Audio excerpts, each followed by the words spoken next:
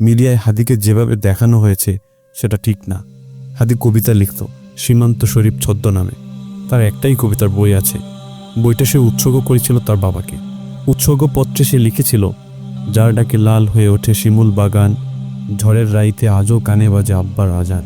হাদিরও খুব সম্ভবত বাবাকে নিয়ে একটা ট্রমা ছিল, নইলে ঝড়ের রাতে হাদির কানে কেন বাজবে তা আব্বার আজানের স্বর।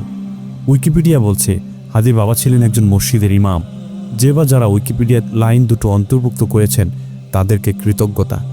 আজ থেকে 10 বছর পর হাদির ব্যাপারে কেউ যখন জানতে চাইবে তখন মিডিয়া আর সোশ্যাল মিডিয়ায় আসবে হাদি ছিল গালিবাজ, অ্যানার্কিস্ট, ভারত বিদ্বেষী। কিন্তু হাদির ভেতর যে একজন কবি নজরুল বাস করত এটা আমরা মিডিয়ায় রিপোর্ট পড়ে কখনোই জানব না।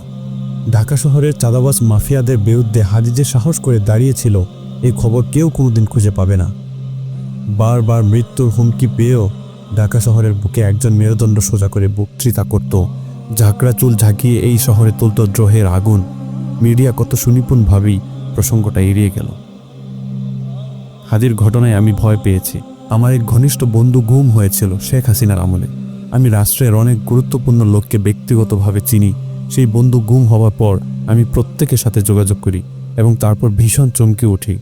বাংলাদেশকে আমার সবসময় মনে হতো এটা আমার হাতের তালু। এই দেশের পর্দার সামনে আর পর্দার পেছনের সব চরিত্র আর ঘটনা আমি জানি। সেই প্রথম আমার মনে হয়েছিল আমি আসলে বাংলাদেশের কিছুই জানি না। বাংলাদেশের ভেতরে আরেকটা বাংলাদেশ আছে। এই বাংলাদেশের কে যে প্রধানমন্ত্রী, কে যে প্রেসিডেন্ট, কে যে প্রধান উপদেষ্টা এটা কেউ জানে না।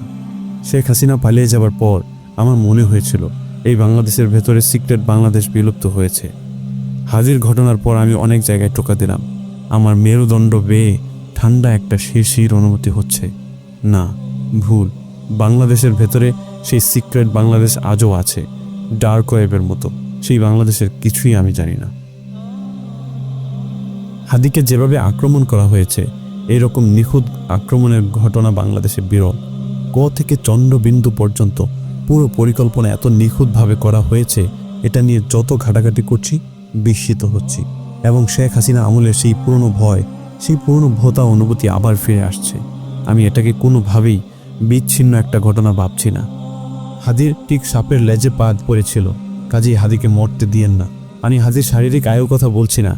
হাদি যে আইডিওলজির কথা বলতো, যে দর্শনের কথা বলতো, যে বাংলাদেশের কথা বলতো, সেই ভাবনাগুলোকে মরতে দিয়েন না। মিডিয়া যতই হাদি অন্য রং দেওয়ার চেষ্টা করুক, আপনারা হাদিকে আরও জানা ও বোঝার চেষ্টা করেন।